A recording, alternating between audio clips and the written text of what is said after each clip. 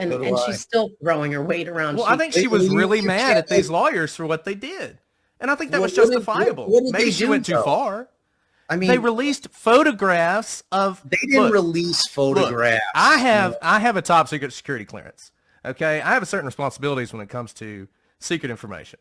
If I leave that laying on my desk and a friend comes in and takes a picture, or the janitor takes a picture, I don't get to say, well, I trusted people. Oh, they betrayed my trust. No, I get in trouble.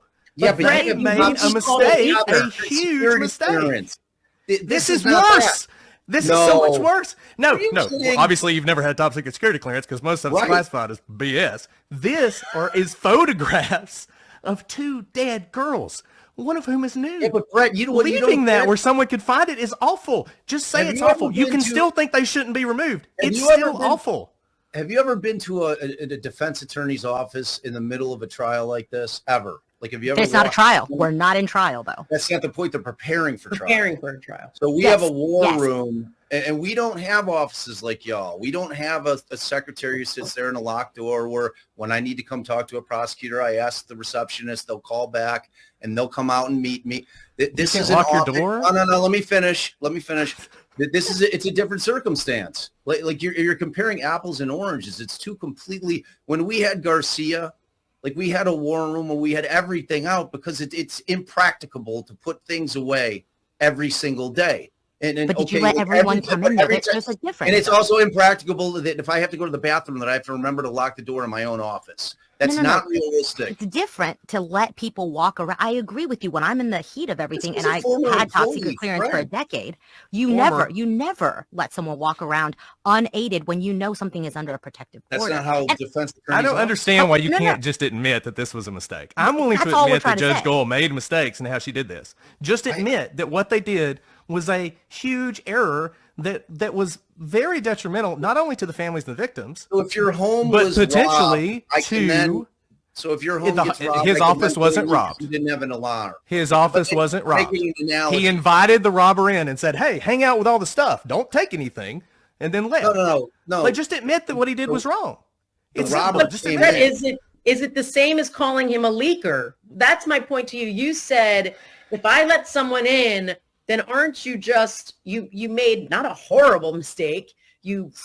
Under a court order and under like top secret clearance rules, if you are the source of that leak, because the documents did not come from the prosecutor's office, they did not come from some other person, then yes, you are the leaker.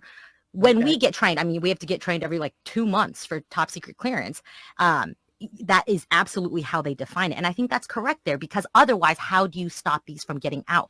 Are you saying that no additional measures should go back to the way that they practiced before, which is to let anyone come in and be able to have the documents additional measures? You know, he's like, okay, well, I'm going to keep the office locked now, but yeah, afterwards.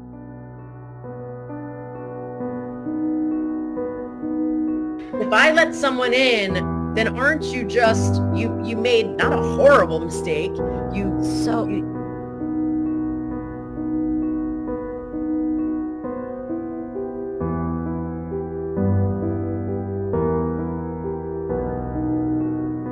Horrible. Can I ask this though? I am very, very curious about this because I know my answer. Have either of you ever been under a protective order by the court and it accidentally, not intentionally, violated it in this manner? I have not. I have, I guess. Callie, I'll let you take it. I have, although and that's fine. I think that's helpful for people to hear. I have not. Yeah. And I mean, I had a trial that was very similar to this. The Garcia case was very similar to this in a lot of ways. The one distinction is that it was in a different jurisdiction, and we were in on a pro hoc vice, which means you apply to the court for a limited license to try the one case. So, and we had to have a sponsor from, Douglas County, Nebraska, in order to try the case out there. So, I mean, it was exceptionally similar.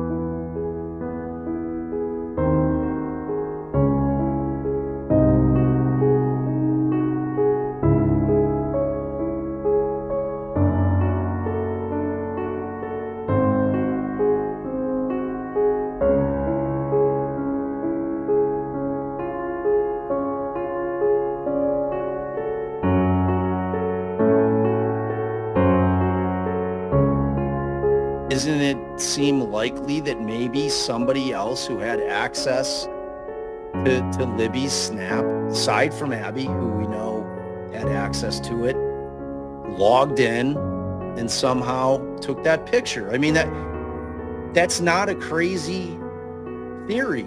And frankly, it's the only thing that seems that could have happened. Am I missing something on that?